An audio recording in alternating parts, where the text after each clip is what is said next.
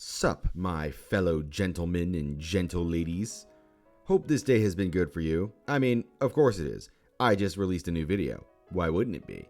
Rejoice, dear viewers. I have come to brighten your day. Originally, this was kind of meant to be a one-off thing where I talk about some cool job system RPGs I think people should play. But as time has gone on and I've come to think about it, I've realized something. Why should I stop at only one of these? There are so many amazing games with jobs that deserve so much love that my first video got, so I've decided to turn this into a series. This is a style of video that I want to try to get out every couple of months so I can share some cool job system games with people. Also, it gives me a reason to play these job system titles. And since this is an episode 2, don't expect these games that I said in the first one to be on here. I've already talked about them, and if you want to see what I have to say about those, go and watch the first one. We good? Alright, let's go. Gonna be starting off with a couple of games I've just recently beaten. And the first of them is gonna be Octopath Traveler. A game that, funnily enough, I actually had to give up on due to just not having the time, as around the time I was playing it, I had to focus on moving out into my apartment. But I recently got it again and beat it, and I can say it was pretty damn fun. It's got issues, some stuff you can definitely complain about, but good God is its job system fantastic. So while every character in this game comes with a primary job, Cyrus is basically the sorcerer, Therion is the thief, Tressa the merchant, you can later on equip a secondary job by finding it somewhere in the field, alongside some secret jobs if you're willing to do a little more legwork and fight some pretty tough bosses. And while having two jobs at once is a really cool mechanic, the best part about this system is the passive skills.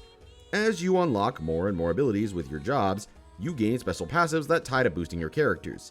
Coming back after dying, healing over your health limit, breaking the damage amount you can do, are just a couple of the many you can get. The coolest part about this though, is that whenever you swap to a new job, instead of getting those locked behind putting on the other one, you get to keep all the passives you've unlocked, which opens up another bed of really cool build ideas, like a Sculler that can go over the damage limit, or a War Master class doing more damage due to the fact that you kept them at low health, due to the special skills of doing more damage with less health. Octopath is a game that, while I think has some hefty faults, it genuinely understands how to utilize a job system better than a lot of others in the business. I certainly need to find time to not only make a full review of this, but play its sequel, hopefully sometime in April. Going from one game I've beaten to the other, time to talk about Dragon Quest III HD, as I recently got off my ass and finally played a second Dragon Quest game. And you know what?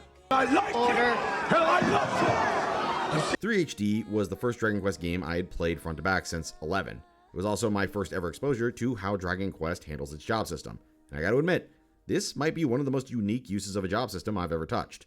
So in comparison to something like Final Fantasy 3 or 5, where you just go into a menu and pick the job you want, in Dragon Quest, you're only able to swap jobs if you talk to an old man at level 20, and whenever you change your job, you get knocked down to level 1. And at first, that sounds like an insanely negative trade-off. The way it's implemented is actually kind of genius though. Instead of having all of your stats go back to how they originally were at the first level, just with new skills, instead, swapping jobs cuts your staff in half and you start from there, alongside keeping all of the skills you unlocked, which allows for some pretty unique combinations, like a warrior with healing magic, or a mage with monk skills. And you never really have to worry about grinding too much since metal enemy farm spots are pretty easy to find, especially in the late game. It's a genuinely fascinating way to handle the job system, and something that was very easy to fall in love with mechanically. It makes me interested to see what the rest of the series does with this concept, if it, ever uses job systems after this. So, fun little story here. Originally, I was going to include a Fire Emblem game in the first video, but I still wasn't sure if I could say the class system is like a job system, so I ended up chicking it out like a little bitch.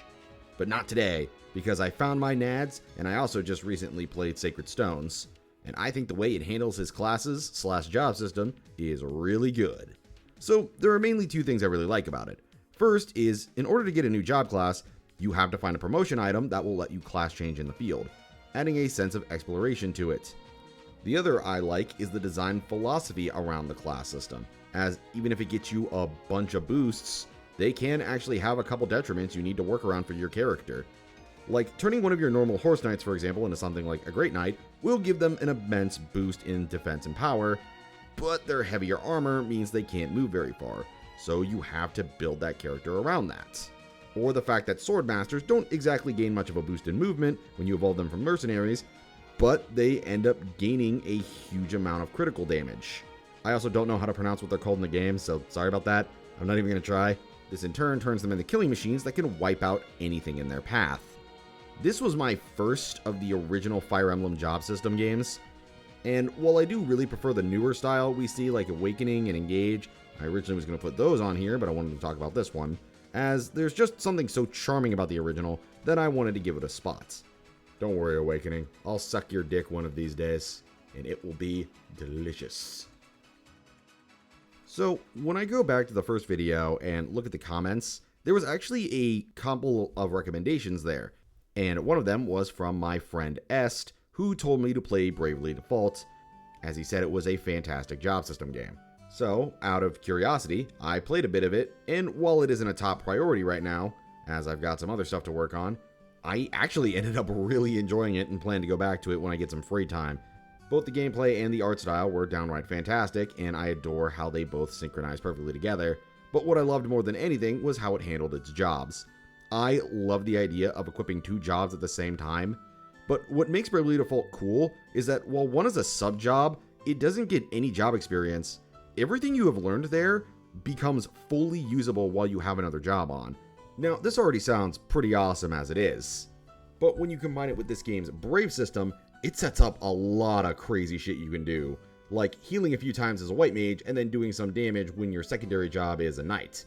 I always love concepts like this, because not only does it take the power problem that job-changing games can have, and completely gets rid of it, but the idea of just having 2 jobs at the same time is really cool. Also, learning that this was made by Asano Team, the people who later on went to make Octopath Traveler, I can kind of see how this was a fun little beta concept for it, and very much became the basis for Octopath systems. They're both immensely similar once you get into it. When I get some time in my schedule, maybe around, I don't know, hopefully May or something, I would love to dive more into this game and hopefully its sequels. Not sure when, but it's definitely going to be sometime this year. Alrighty, on to the last game I have for this list, and it's arguably the most recent one, Metaphor ReFantazio. Now, I've gone over this entire game in a review I ended up making a while back, and while I do think some of its job system aspects are a little on the flawed side, I really do enjoy the ideas it brings to the table and how it executes them.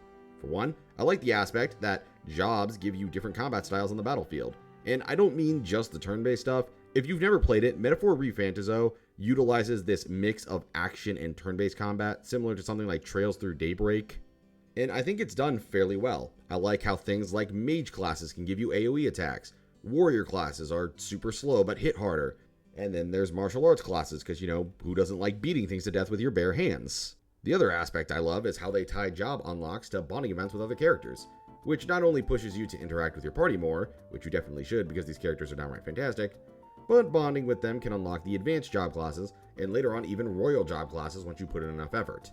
I've mentioned it earlier, but I do think Metaphor has some pretty sizable gameplay flaws. But for their first ever game to tackle a job system, I think Atlus pretty much knocked it almost out of the park, and it's going to be genuinely excited to see what else they can do to evolve upon their formula in future titles.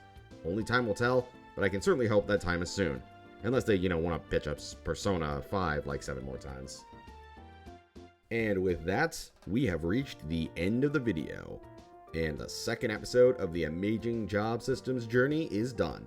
Honestly, this was pretty fun to make again, and it gave me a good reason to hunt down more job system games to share with my good, beautiful viewers. Out of curiosity though, are there any games with job systems that you think should make the list? Let me know in the comments down below, so I can steal them for an idea later. And play them and enjoy them, but that's, whatever. If you liked what you saw here, do me a favor and like and subscribe down below. We're on our way to 1K, and I think we can do that this year.